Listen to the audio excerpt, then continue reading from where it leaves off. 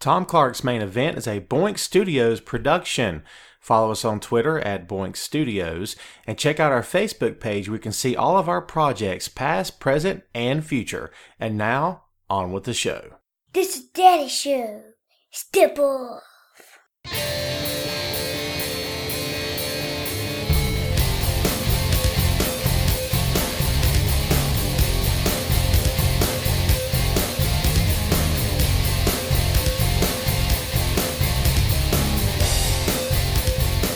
Hey, what is up? Welcome to the program, folks. Thank you for tuning in. Ladies and gentlemen, my name is Tom Clark, and you are listening to Tom Clark's Main Event. This is episode number 71 of the podcast, and if you're joining us today for the very first time, we will bid you welcome. If you are coming back for a repeat visit, we say, hey, thanks for checking back in with us. And to all those involved, we extend to you, as always, the customary laurel and hearty handshake. Thanks for listening. Thanks for reading. Thanks for supporting. And hey, thanks for always being there, Doc. Episode number 71. We've had a few false starts today. Not gonna lie. False starts, well, they suck, folks. Nothing poetic about that, is there? We've got some howling winds. Down south here today.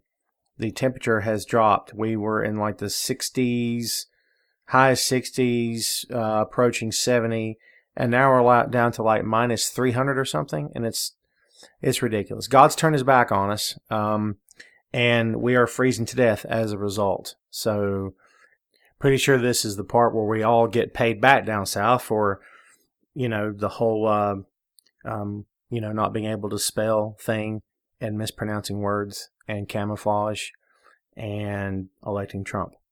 So to the rest of you folks out there, our apologies. Actually not mine. I didn't vote for the guy. But you know what? This is not a political show. Tom doesn't do politics, folks, just so you know. And don't worry, you didn't get suckered in to a political conversation. I'm not James E. Cornette. God bless him. This is all pro wrestling all the time. By the way, welcome to the show. If I haven't said so, glad you are with us. This is the main event, man. This is my jam. This is what I do. Like we said before, episode number 71. Episode number 70 was the Big Show interview. So hope you caught that one. If you have not caught it, please by all means go back and download that sucker. Remember that Tom Clark's Main Event is free of charge. We don't charge anything for the podcast. We just would love it if you subscribe and download. If you got to the show today by clicking the link on Facebook, hey man, thank you very much. We do appreciate your business, all right? But it would be truly awesome if you go on iTunes or Google Play, subscribe and download. And then, of course, every time we do a new episode, it will be downloaded into the device of your choosing. All you need is Wi-Fi, my friend, and you are hooked up. And we don't have any sponsors here on the show, so not yet. Not yet. We've got some stuff in the works. Not going to tell you what it is right now. But yeah, we don't. So you don't have to worry about me, trying to shill anything your direction during the course of this program. God bless those guys who have sponsors. Good for them. But sometimes it can be a little annoying, in my opinion, because like all you hear about from the time they start talking to pretty much the time they stop talking is, go here and click this and watch this and follow this and don't forget to eat this and take this and shave with this and do all the other stuff. So you don't have to worry about any of that here, man, because on the main event, like I said, all we do is talk wrestling. So why don't we quit wasting your time and just get to it, shall we? The main event this time around is building WrestleMania. And more specifically, of course, we're talking about building WrestleMania 33. Depending on what time you're listening, when you decide to listen to this podcast, the WrestleMania card is growing by leaps and bounds each and every day. That is to be expected, of course, because the company is filling up. The closer we get to the event, they want to have the card established. This is not one of those deals.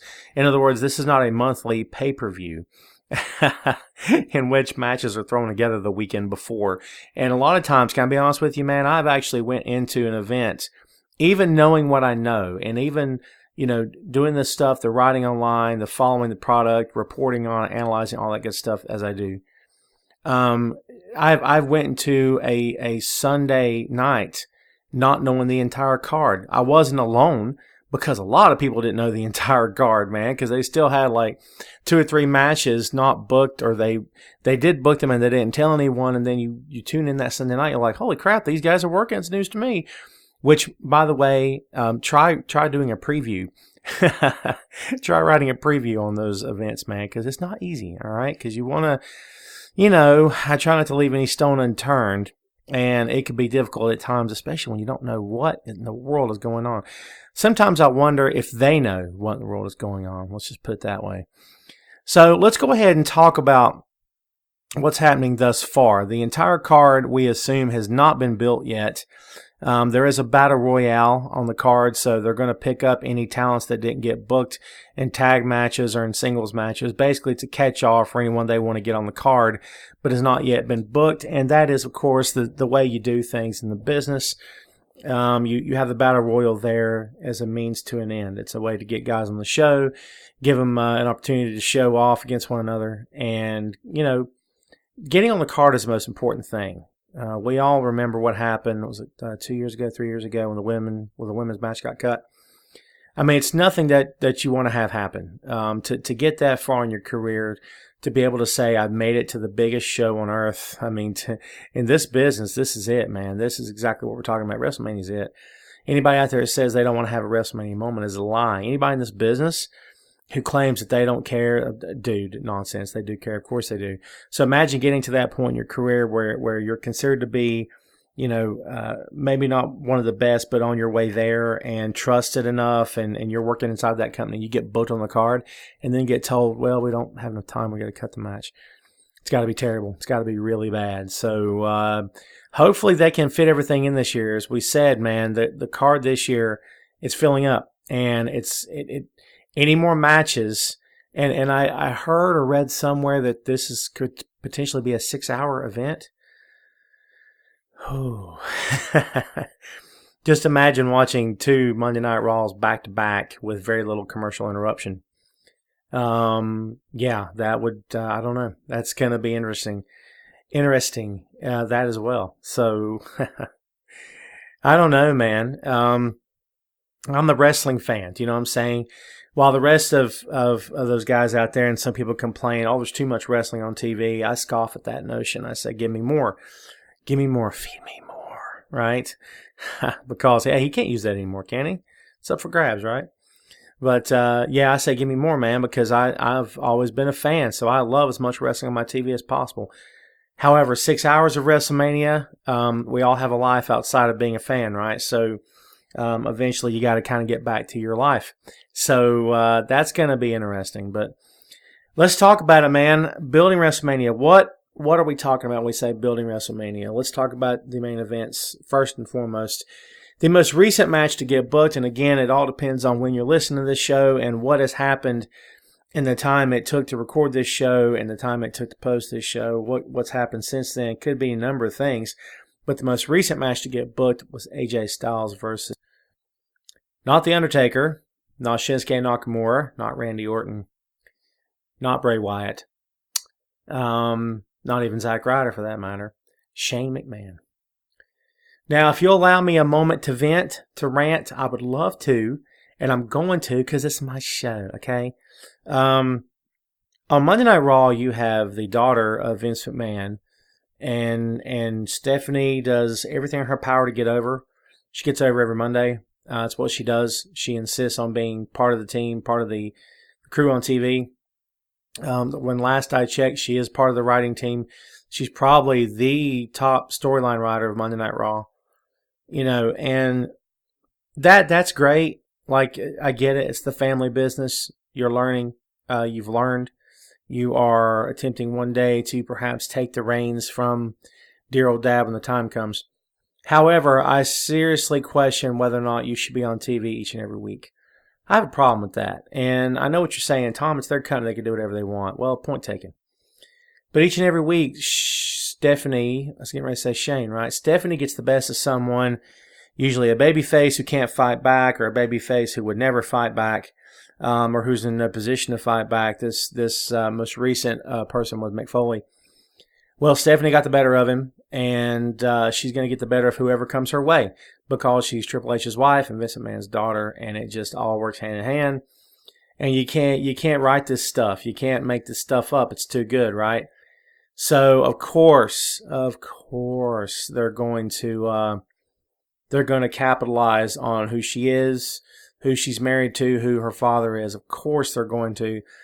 She's writing herself into the storyline. Of course, she is. Now, I'm not trying to just bash Stephanie here, but I've got a point to make. Shane McMahon, on the other hand, one of the premier authority figures on Tuesday Night SmackDown Live, as it were, gets his head driven through a car window by the aforementioned AJ Styles, and not only is not unconscious, not only is not loaded onto a gurney or onto a stretcher into the back of a waiting ambulance, Shane McMahon walks it off.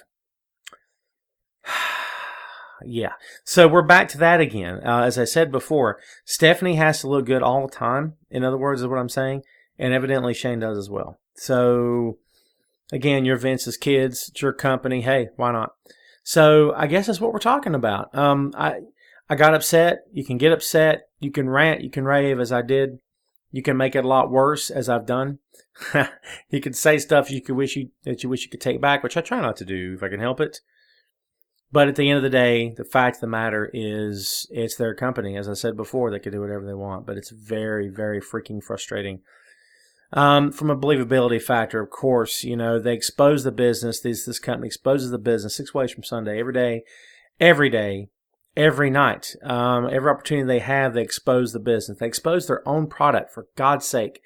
How do you expose your own product to your own audience is beyond me. I will never understand that as long as I live, man. I don't get it. How you make a point to tell the entire world and everyone watching, everyone listening, everyone within a 100-mile radius, 1,000-mile radius, whatever it is. Oh, by the way, this is just entertainment. None of this really hurt or didn't hurt bad enough the guy couldn't get up. I mean, to me, that's just, I don't like it. That's what that sound effect is. That's my I don't like it sound effect. It's terrible. If you want to go back into the archives of the show, you're more than welcome to. We talked about kayfabe, and it was one of our most well-received episodes here at the main event. Had a lot of good, positive feedback from that sucker, which we definitely appreciate. It's just, it's one of those things where it's like the business has changed so incredibly much. And we all know this. We're not stupid, right? We all know the business has changed. But in terms of WWE changing, man, it really has. It's been tough. It's been tough to be especially an old school fan. But and sit back and watch, and trying to not lose heart. To be honest with you, it's been difficult. It's been difficult because at the end of the day, you just have to take it with a grain of salt. You can't let yourself get too upset. Do you know what I mean? You just can't let yourself get too upset. And I know that's tough. And I, like I said before, I know I'm ranting. I apologize here, folks, but there's so much that can be said about the death of kayfabe. I've said it here on the show. I've written numerous columns about it. Just the demise of kayfabe, and it's just, it's just one thing after another, and it just never seems to end. And, you could get upset all day long, which I have, but at the end of the day, you can't stop what the company's doing. And the company at this point is dealing with, or dealing to you, I should say, because they're the dealer, right? A little Ric Flair reference there for you. Thank you very much. But Shane McMahon versus AJ Styles. Yeah. So, how much do you want to see this? Because I don't really want to see it. Let me just tell you this. I will be honest with you right now. I know that Shane is going to give maximum effort. I know that because that's what he does. It's what he's always done. Shane gives maximum effort. Every time the guy is booked, the guy shows up. Do you know what I mean? He always shows up. And kudos to him for that. People have mad respect for Shane, not just because of of who he is, and what position he has in the company, but just because they really like him, because of his background, because he has proven himself time again. And he does deserve respect. The guy has busted his hump in the ring to get over and to get respect, and he's earned it. I'm not suggesting that he hasn't earned it. At the same time, however, this is Shane McMahon. This is not The Undertaker. If you ask me what match I wanted to see, the match I wanted to see at WrestleMania 33 was AJ Styles versus The Undertaker. I thought that would have been a much better match. But, hey, what do I know? I'm not the guy booking this stuff, right? I'm sure that we're going to all be fantasy booking WrestleMania 33. We all pretty much have for a while, haven't you? I know I have. I may not have written a column as such, but in my head I've been fantasy booking it for a while now. But, that's... And, again, this is not to suggest that Shane hasn't earned respect. He has. But at the end of the day, it's just not the match I wanted to see. However, again, I will tell you this for sure. It will get over. Fans will like it. And, again, they respect the life out of AJ. AJ has come such a long way since arriving in WWE. Do you remember when he first got to the company, we were all talking about how he's doing the job of Chris Jericho at WrestleMania, and he shouldn't be. He should have went over. Well, hindsight's 20/20, of course, as it always is. And the truth of the matter is that, Shane's time was coming. We just were all a little impatient. So perhaps we're all just jumping the gun a bit too much on this deal here and not allowing this thing to play out between Shane and AJ. Maybe it'll be a great match, not just a good match, but a great match. Maybe they will do amazing business. I don't know. But again, we talked about the death of kayfabe, and guess when that was? I just had to look it up because I wasn't really sure. Episode number 3. Isn't that funny? Episode number 3 was the death of kayfabe. So very early on, I started complaining. But you know what? It's my show. I can complain if I want to. So I have, and I will, and I'm going to do it again, I'm sure. Dude, that was going on 3 years. It'll be 3 years ago, September 9th of this year. So there you go, man. 3 years removed from the death of kayfabe. And it's not just the only time I've talked about. I've talked about it on this program multiple times. Written about it multiple times. Talked about it on other podcasts multiple times. Kayfabe is dead and buried. And that's how it is. But again, both guys are going to leave it all in the ring.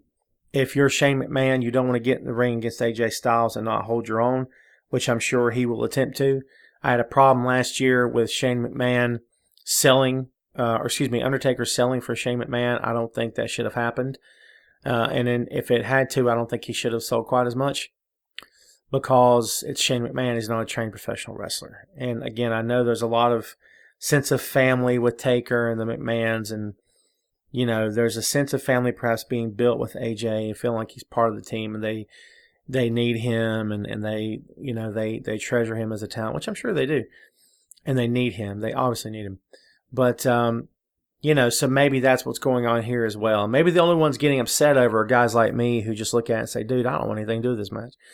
Because I really don't. But, it is what it is. No sense in wasting a lot of time over it or getting upset over it, man. The match is going to happen either way. But, yeah, that's what you're looking at, Shane McMahon versus AJ Styles. I mentioned the possibility this a couple months ago in a column or somewhere. I got blasted for it. And I was like, okay, cool. It's whatever, man. I've received my fair share of criticism, as any writer has that writes about the business. And it'll happen again, I'm sure. And it's not been the last time. But it is what it is. But that's your match. I can't wait to do the WrestleMania review because I can't wait to see what's going to happen here. Because, I think there's a lot of room for error, if I'm being honest with you. If Shane doesn't look top notch, there's going to be issues here. So we'll see what happens. But building the matches, what else we got going on? The Undertaker versus Roman Reigns, a main event match anywhere in the world. And this is another one I called several months ago. This actually I called before the events of the Royal Rumble, which pretty much set it up. But let's just call a spade right now. There's very few people on this planet who want to see Roman Reigns face Undertaker, and Reigns has made the comment he's going to take Undertaker's career. Boy, howdy. It's getting deep in here, folks. a lot of things are going to happen if Roman Reigns defeats Undertaker and ends his career. Let me just put it to you like this. I published this column March 13th, Sportskeeda, why the Undertaker versus Roman Reigns should not result in the dead man's retirement. And I truly believe that. I don't think it should be happening, to be honest with you. I mean, the Undertaker's going to retire. You guys know that. We all know this. We don't know when, we don't know how, but it's going to happen eventually. At some point, the dead man will put on the hat and the duster for the last time. He will emerge from the fog and tell the world that he's done and it's time to leave. Then he will ride off into the sunset, leaving a grateful nation of fans behind. Or he's just going to lose to Roman at WrestleMania 33. I got to tell you, man, I think Roman ends his career. And you guys don't want to hear that, right? A lot of people don't want to hear that. But I don't like saying it because, you know, here's the thing. Everyone and their brother are talking about Roman should turn heel. Roman's got to turn heel, Tom. It's got to happen, Tom. Oh, Tom, Roman's got to turn heel. At this point, I'm pretty sick of hearing about it because they've had opportunities to turn this guy heel that chose not to. Just like they had opportunities to turn John Cena heel and they chose not to. When the day comes that Roman Reigns turn heel, that's when I'll believe it. Because I don't believe anything till I see it, especially not in this business. So, you know, we'll see what happens. But I just, you know, a lot of people are calling the shot right now that Roman's going to turn on Taker and get the win and end Undertaker's career. But here's the thing. There's no payoff for that, right? The only payoff would be if Undertaker is allowed back for one more match and this time beats Roman, which is not going to happen. Taker's old school. He's going to go out on his back. That's what he does. That's what you do when you leave the business. When you work your last match, you go out doing the honors to the next guy. That's the way it's supposed to happen. That's why you left the territory back in the day. That's the way you should leave the business now. Your last match, you should give it to someone else.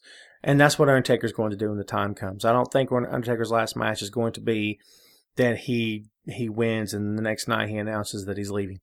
I just don't see that because an Undertaker departure means an Undertaker retirement. He's not coming back. If Undertaker were 15 years younger and we were talking about this, that'd be a little bit different.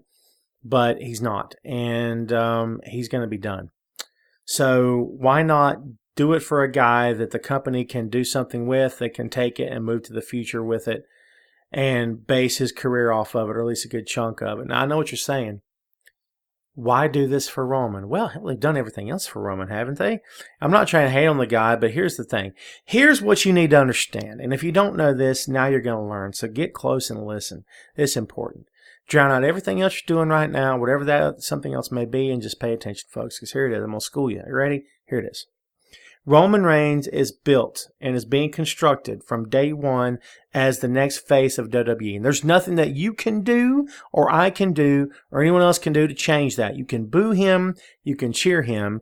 You can give him the middle finger. You can, you can hate him. You can loathe his existence. You can curse the day he was born. You can hate WWE as a company, and you can hate Roman as a man and hate his whole friggin' family if you want to, The Rock included. It doesn't make a difference to me. And guess who else it doesn't make a difference to? WWE, because they don't care what you think. And I know it defies logic, and I know it confuses the eye and confounds the understanding. I understand. It does. It really does. And it makes you want to jump off a cliff. It makes you want to find the tallest building and, take a dive. It makes you want to find the hardest brick wall you can possibly find and bash your head into it. How a company the size of WWE, with the amount of fans they have, the tremendous fan following that company has, and they claim to care about what their fans want. They don't care what the fans want. And this is not a diatribe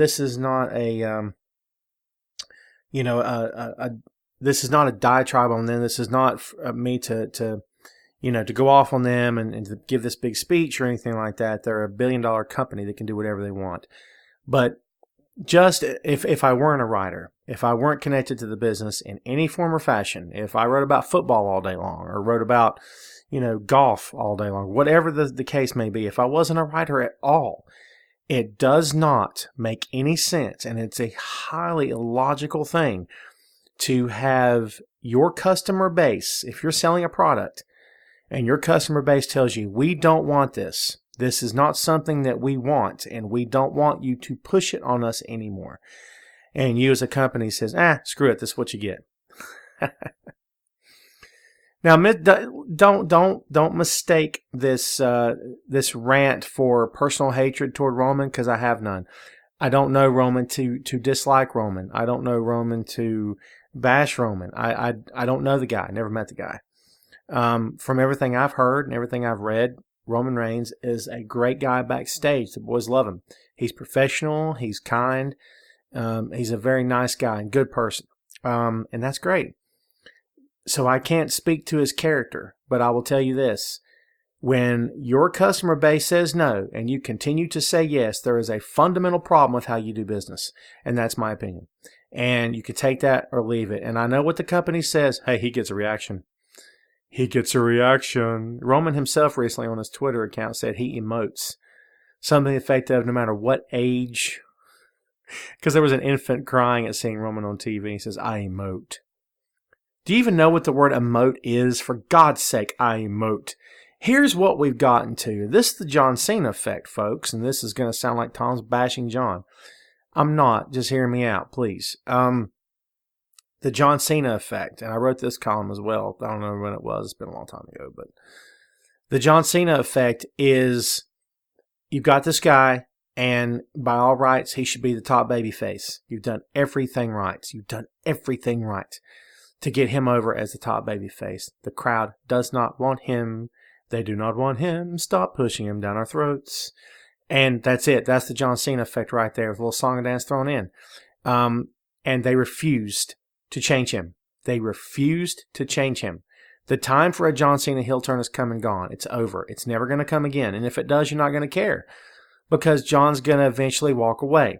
And he will probably go to wrestling maybe once or twice a year on TV like Undertaker does. And that's going to be it, because he's going to focus on other things.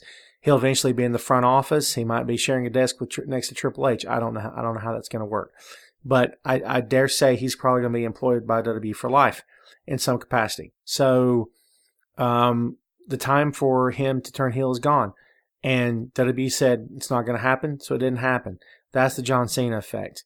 And they rationalize it. Here's part 2 of that effect, folks. If you haven't listened, listen, okay? Part 2 of that effect is this. They rationalize John's negative reactions through the years by saying, oh, well, yeah, but he gets a reaction. Okay, love him or hate him, they're reacting. That he emotes. That's not a fake laugh. It's real. He emotes. Jesus Christ, I'm a cracker. He emotes, folks. He elicits a response. If any of you out there right now have an argument to give to me to make me believe that in some alternate reality, in some warped, twisted version of the dimension that we currently reside in, that WWE actually did not want John to be the top babyface and were not upset and frustrated and ticked off when fans turned on him, if you can convince me of that, brother, I'll wrap this show up and take it home and never record again. So for all you fans of the main event out there, rest easy, because it's not going to happen. No one can convince me, because there's no argument to be made. WWE as a company wanted John Cena to be the top baby face. Not just the top guy, the top baby face. That's why he's positioned the way he's been positioned all these years. That's why he consistently, continuously, and continues to do the right thing all the time, all day, every day, 8 days a week.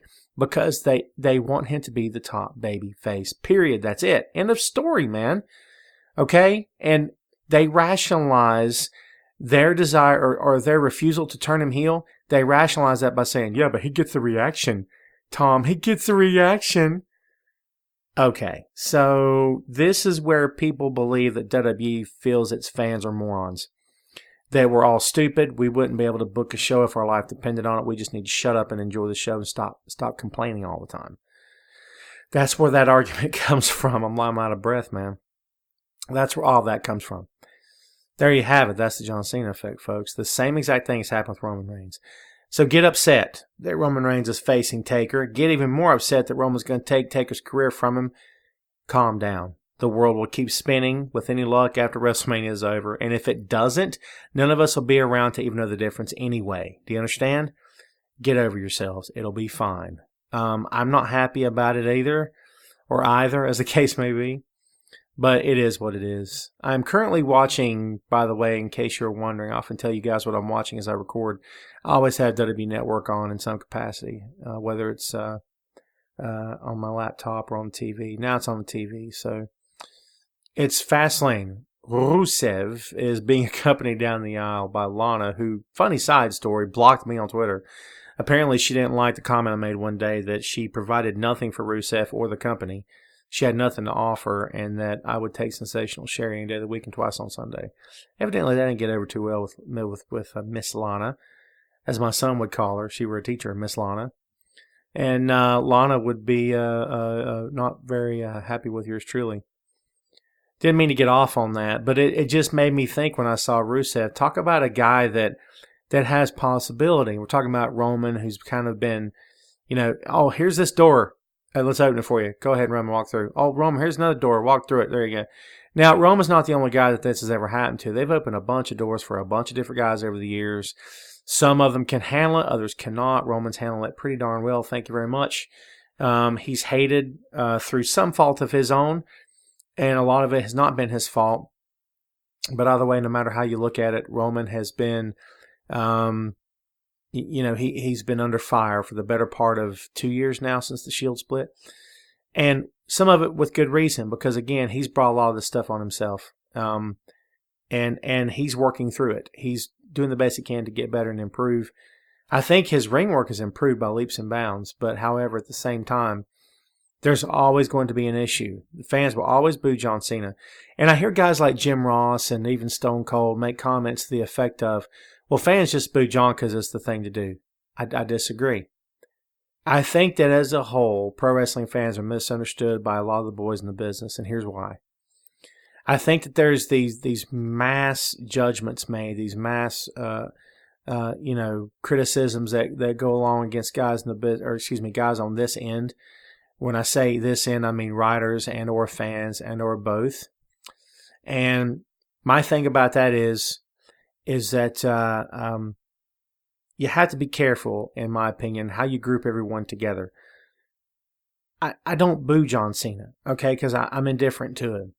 When I go to see Monday Night Raw live, I'm not really – I cheer the match. I'll cheer a move. I'll cheer at the end because, I appreciate and respect the effort that both guys give. I do like to get into the show, and I'll boo the heels and cheer for the baby faces because I like to play along. I don't want to be one of those guys sit there with their arms folded during a 2 or 3 hour event like they're bored to tears. I don't want to be that guy, trust me. But, I just it's such a tough thing for me, man. It always has been. You know what I mean? Just the whole idea of, and again, I'm kind of bouncing around right now, but I'm just, you refuse to listen. You just refuse to listen. People, in my opinion, are not booing John Cena because it's fun. They generally don't like the guy. Or they're sick of him, or both. Roman Reigns, same deal. God, I'm sick of Roman Reigns. That's what people say all the time.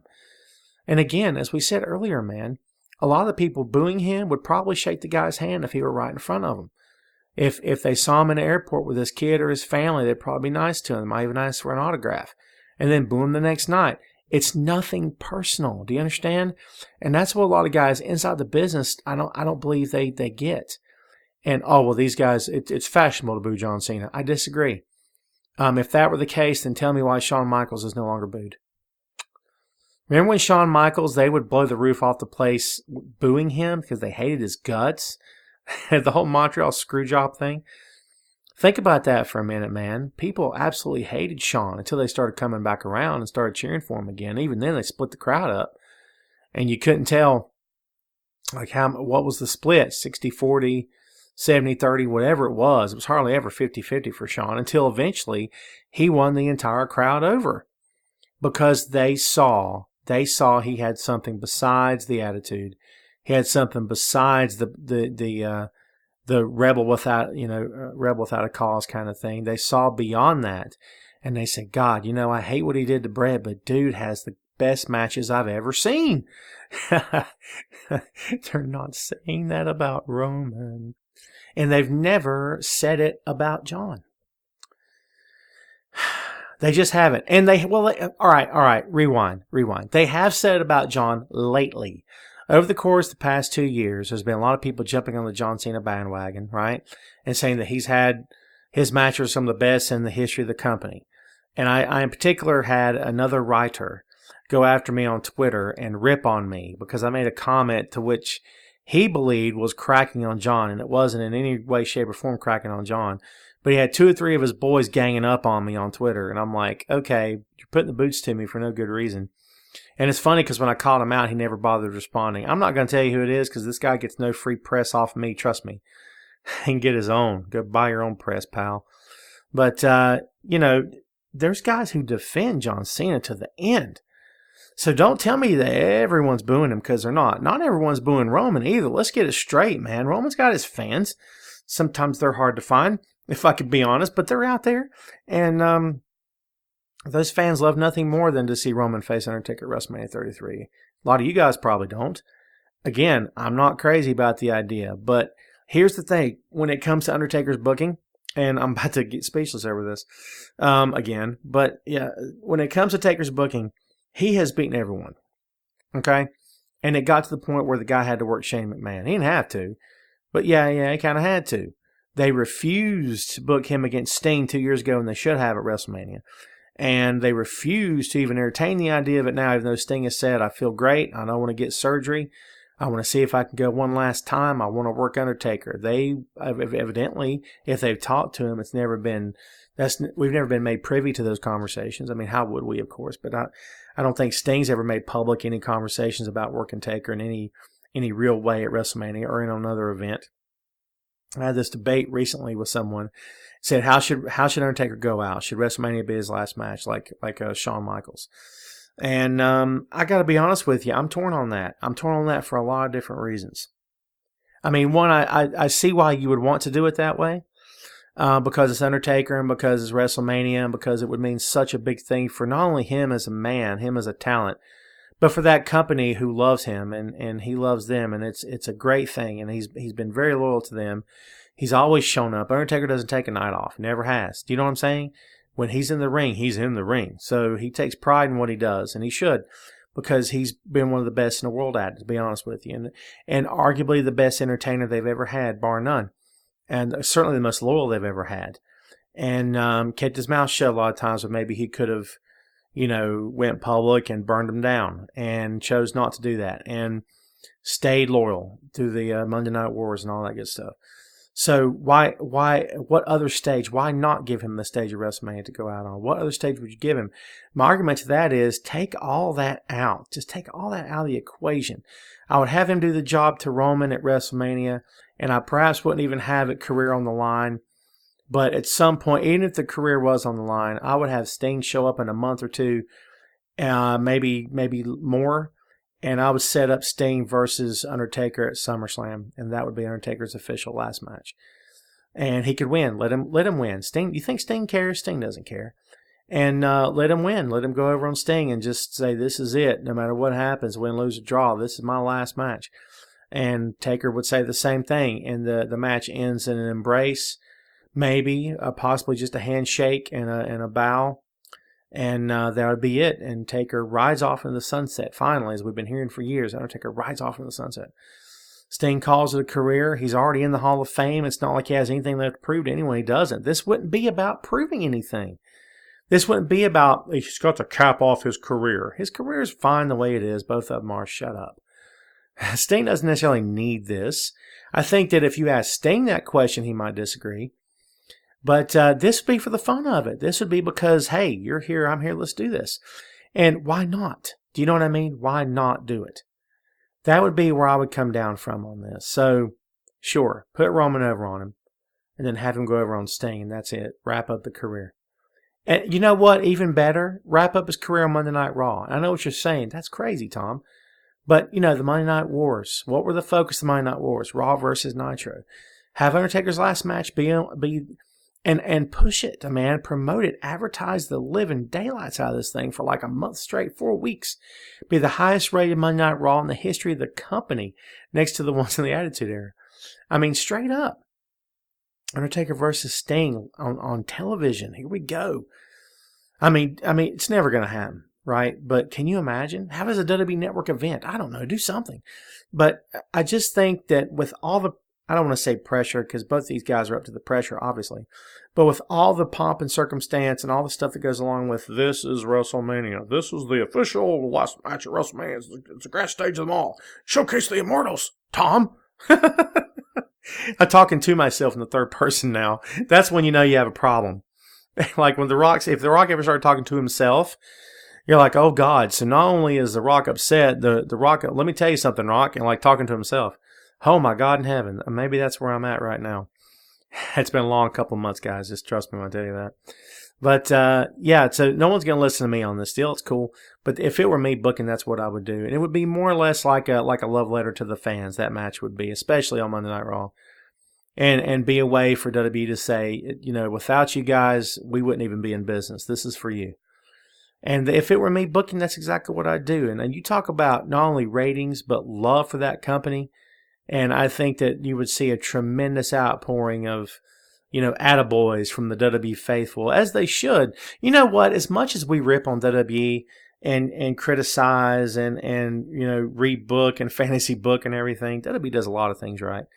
They really do. You know what I mean? And this is something they can do extremely right. So anyway, that's my take. But yeah, as we said before, man, Roman Reigns versus Undertaker. I think Roman's going to... We're going to talk a lot more about this. I just want to touch on some of the WrestleMania card that's already been booked so far. And then we can move on to something else in the next episode. But WWE's got some challenging booking issues coming up for WrestleMania 33. The card is taking shape, of course. This column I wrote March 10th, 2017, again for Sportskeeda. WrestleMania 33's 5 most challenging booking issues, which I believe still exists, especially after Fastlane. Braun Strowman's lack of competition. He knocked Roman down. It wasn't really a clothesline as much as it was, hey, look out, fall down. He kind of ran right through him as if he wasn't there. But as of this recording, as of this podcast, Braun does not have a WrestleMania opponent. Isn't that odd? I don't know where they're going to go with this. I'd like to tell you I think I know, but I'm not sure. I think that Braun Strowman will probably be in the Undertaker Battle Royal. The Andre the Giant Memorial Battle Royal, as is Big Show, which, by the way, the Big Show versus Shaquille O'Neal match, which Show talked about in episode number 70 here of the main event, evidently is not going to come to pass. Shaq's people and Shaq himself evidently maybe wussed out. Never going to be able to let you live that down, big man. Never should have said no to WWE. This should have happened. And you know, Big Show would have made Shaq look like $1 million. He would have. A lot of respect for Show, especially what he's done for himself physically and the kind of guy he is, and just a great guy all around. And this match should have happened. 100% should have happened with Shaq. If nothing else, just for the spectacle of it all. Would have been Floyd Mayweather versus Big Show all over again, right? Except not as athletic. So, but yeah, so Braun probably in the Andre the Giant Memorial Battle Royal, which is fine, I guess. But the way they built up Braun to be sort of the next big thing, I don't know, man. It's not looking so big right now, to be honest with you. AJ Styles versus Shane McMahon is an unwanted match, as we said before. I'm not going to spend any more time on that. That's a booking issue for that company. How do you sell this match and get it over with fans and convince them this is something they want to see when a lot of people don't want to see it? I spoke to someone recently who said, dude, what a great build-up on SmackDown for this match. I get where he's coming from, and I respect his opinion, but I disagree respectfully because I just feel like they said, man, we got to get these guys to WrestleMania. Oh, I got an idea. Have AJ wait in a parking garage and shove his head through a car window.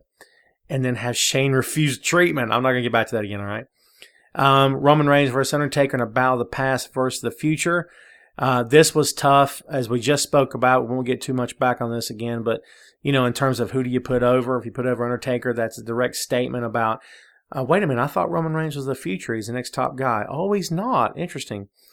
But then, however, if you put Roman over, what are you saying about that? Are you saying that Taker's last match is going to be against this guy? I mean, it's not going to be, you know, is he really doing the honors to the right guy? Is this the right move? Yes, Roman's the next top guy, obviously, but is it something that should happen in the first place? And isn't it setting up Roman to never, ever be able to get over as a babyface in his entire career for the rest of his life till he dies? Because I think maybe it's the case. I know what you're thinking. Fans move on and they forgive and stuff, but I don't know how many people are willing to forgive Roman Reigns for ending the career of one of the most popular WWE superstars in the history of the planet. So who knows? The rise and fall of Bray Wyatt, which is a match we have not touched on yet, but we might as well go ahead and get started. Randy Orton, of course, has shown his true colors. He's the Viper, people.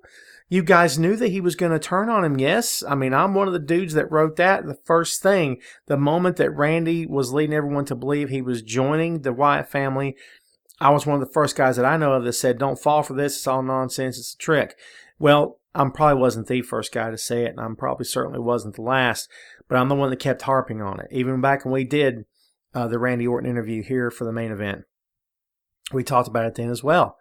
And about the fact that, we all thought this was a swerve, that Randy was going to turn on him. And, of course, Randy's not going to say that here on the show, which you can listen to, episode number 66, which is available for download. Go check it out, fool. Well, after you listen to this one, of course. Thank you very much. But, so we all knew it was going to happen because that's Randy Orton's character. But here's my thing. I believe that the whole thing could backfire, and here's why. People really, really want to see Bray Wyatt as WWE champion. They got their wish. People only imagine what it was like to see Bray Wyatt main event WrestleMania. Now they're going to get their wish. People want to see Bray Wyatt do well. He is doing well. I believe a lot of people want to see Bray Wyatt win against Randy Orton at WrestleMania 33.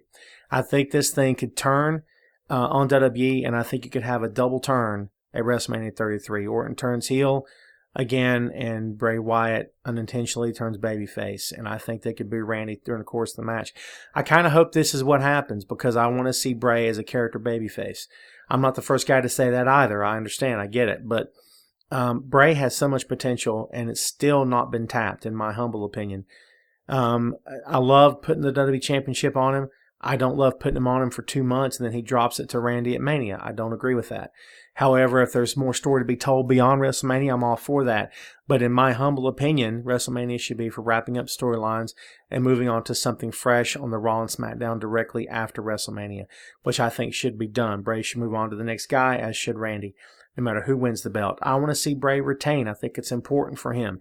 But I think WWE, again, has painted itself into a corner with this match because a lot of people want to see Bray win. And I think that he's got the sympathy, not sympathy. He's become the favorite, okay? He's got the popular vote. Does that sound better? That's what I mean. He's got the popular vote from the fans. People don't dislike Randy, but they've been there and done that with Randy. You see what I'm saying? So Randy Orton, yet again, main events WrestleMania, wins the title yet again. And I get that, and I like Randy. I do. And I don't think Randy would take offense to any of those comments that anyone would make toward him in that regard. Because I think he gets that too, that he's been on top so many times. If he does indeed beat Bray Wyatt for the WWE Championship WrestleMania 33, it will be his 13th World Championship, which would put him directly in line, 3 title wins away from tying Ric Flair and your boy John Cena, and then 1 title win away from breaking Ric Flair's record, which he might be the guy to break the record before John does. You ever think about that? Interesting. So, I don't know, man. We'll see. But to me, that's another difficult booking decision for WWE. Not impossible, mind you. Difficult. Big difference.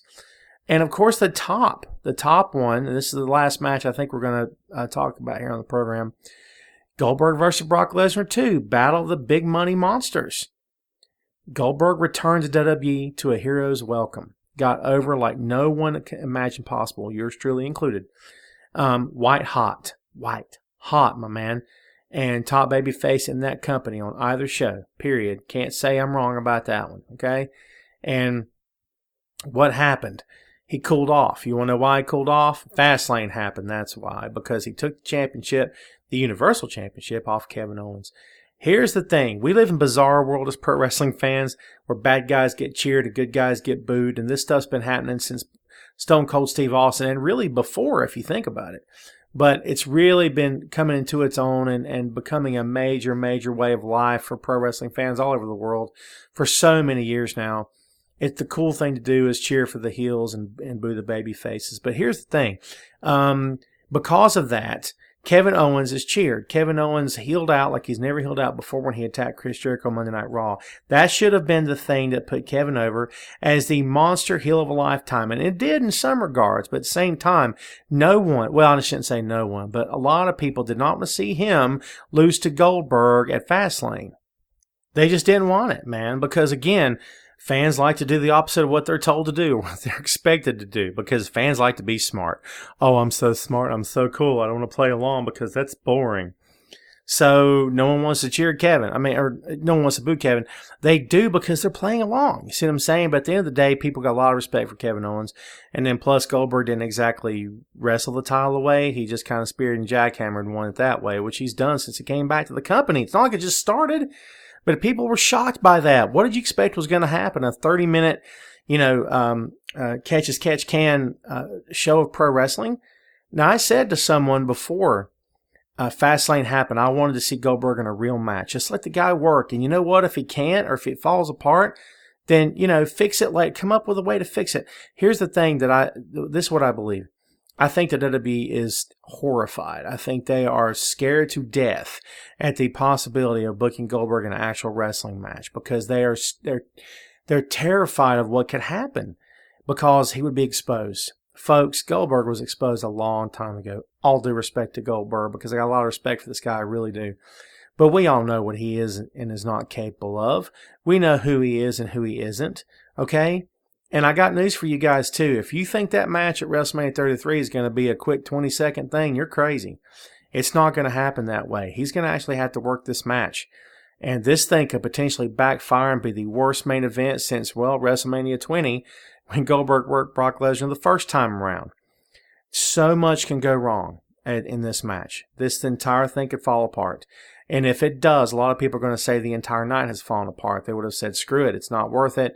Let's give up. The whole night was a tragic waste of time. WWE has a lot going against them here. Okay, history is against them. Goldberg's inability to work a long match is against them. Brock Lesnar's booking, which says he devours everything and everyone in his path, is a problem and is working against them. A lot of this stuff WWE has brought upon themselves and itself as a company because they do certain things certain ways and continue to pursue the same avenues they've been pursuing for years. At what point is Brock Lesnar going to be shown to be human?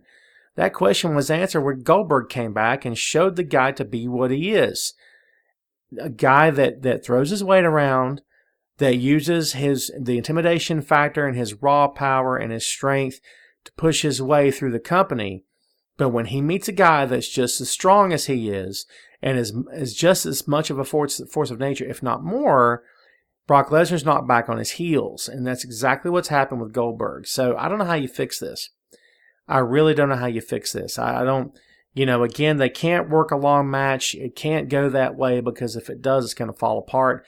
And again, man, I think this thing has the potential to be tragic. I'm not saying that because it's fun to say. I'm not saying it because I want to see it happen. I want to see both guys do well. I want WrestleMania 33 to be a success. I really do. I'm sitting here talking about how I would book it, what I would do. Listen, at the end of the day, it's their company. They can run it how they want. I want a good show. I want a fun night.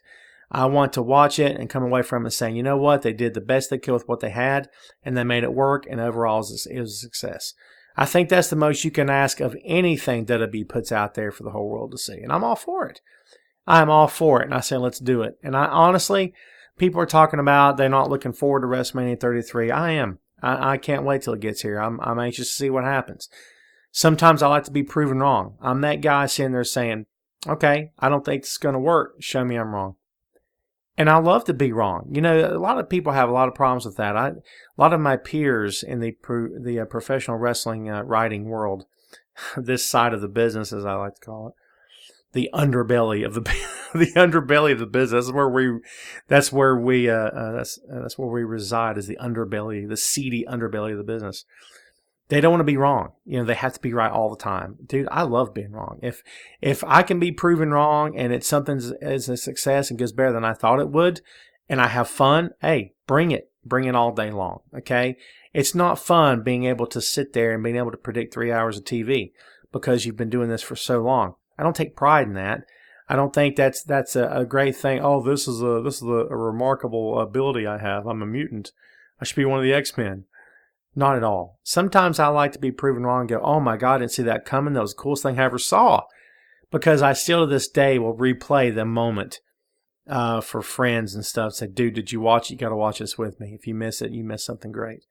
And I'll rewatch it myself just to enjoy it. That's what I do, man, because I'm still a fan. No matter how much I do this for a living or otherwise, I'm always going to be a fan of heart because I love this business. So, again, I want WrestleMania 33 to succeed. There's still a long way to go.